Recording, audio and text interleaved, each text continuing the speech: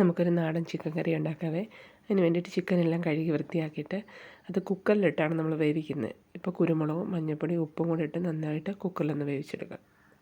അതിനകത്ത് ചേർക്കാൻ വേണ്ടിയിട്ടൊരു 4 സവോളയും ഒരു 10-12 ചെറിയ ഉള്ളിയും 2 പച്ചമുളകും എടുത്തിട്ടുണ്ട്.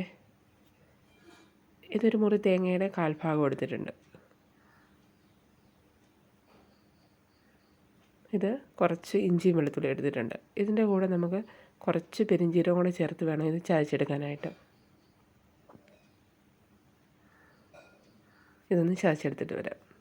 അപ്പോഴേക്കും നമ്മൾ ചിക്കൻ വെന്ത് വന്നിട്ടുണ്ട്. ഇനി മസാല റെഡിയാക്കാം. അതിനുവേണ്ടി ചട്ടി വെച്ച് വെളിച്ചെണ്ണയാണ് ഒഴിച്ച് കൊടുത്തിരിക്കുന്നത്. കടുക് പൊട്ടി കഴിയുമ്പോഴത്തേക്ക് സ്പൈസസ് ഇട്ട് കൊടുക്കുക. പട്ടയും ഒരു തക്കോലും ഏലക്കയുടെ കൂടെയാണ് നമ്മൾ ചേർത്ത് കൊടുത്തിരിക്കുന്നത്. അതൊന്ന് പൊട്ടി വരുമ്പോഴത്തേനും തേങ്ങാക്കൊത്ത് ചേർത്ത് കൊടുക്കാം. ഇത് നന്നായിട്ട് മൂത്തതിന് ശേഷം മാത്രമേ നമ്മൾ ഉള്ളി ചേർത്ത് കൊടുക്കാൻ പാടുള്ളൂ. നന്നായിട്ടൊന്ന് മൂത്ത് വരട്ടെ.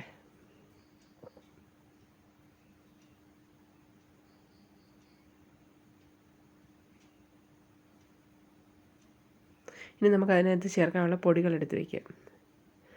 മുളക് പൊടി ഒരു 2.5 ടേബിൾ സ്പൂൺ എടുത്തിട്ടുണ്ട്. അര മുക്കാലോളം ഞാൻ മഞ്ഞൾപ്പൊടി എടുത്തിട്ടുണ്ട്. പിന്നെ ടീസ്പൂണാണ് കേട്ടോ മഞ്ഞൾപ്പൊടി എടുത്തേക്കുന്നത്. 2.5 ടേബിൾ സ്പൂൺ മല്ലിപ്പൊടി എടുത്തിട്ടുണ്ട്.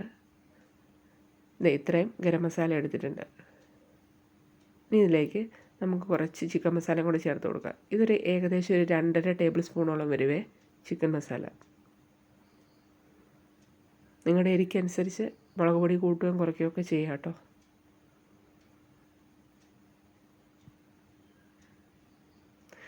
ആ സമയം ഞാൻ ഉള്ളി നന്നായിട്ട് വഴറ്റി വെച്ചിട്ടുണ്ടായിരുന്നേ. അതിലേക്ക് ഇഞ്ചിയും വെളുത്തുള്ളിയും പെരിഞ്ചീരകവും കൂടി ചേർത്ത് കൊടുത്ത് നന്നായിട്ട് വഴറ്റി വെച്ചിരിക്കുന്നതാണ് ഇത്. ഇതിലേക്ക് നമ്മുടെ പൊടിയുടെ പച്ചമണം മാറുന്നിടം വരെ നന്നായിട്ട് യോജിപ്പിച്ച് കൊടുക്കാം. ഇതിൻ്റെ പച്ചമണമൊക്കെ മാറി നന്നായിട്ടൊന്ന് എണ്ണ തെളിയുന്നിടം വരെ നമുക്ക് വെയിറ്റ് ചെയ്യാം. നന്നായിട്ട് പച്ചമണമൊക്കെ മാറി എണ്ണ തെളിഞ്ഞ് വന്നിട്ടുണ്ട്.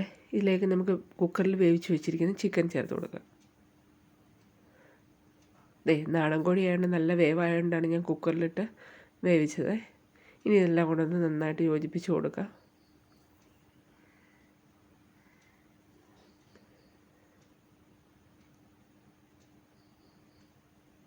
നന്നായിട്ട് യോജിപ്പിച്ച് കൊടുത്തിട്ടുണ്ട്. ഇപ്പോഴത്തെ കറി നല്ലതായിട്ട് കുറുകി പറ്റി വന്നിട്ടുണ്ട്. നല്ല ടേസ്റ്റി ആയിട്ടുണ്ട് നാടൻ ചിക്കൻ കറിയാണ്. എല്ലാവരും വീട്ടിൽ ട്രൈ ചെയ്ത് നോക്കണം ഈ റെസിപ്പി.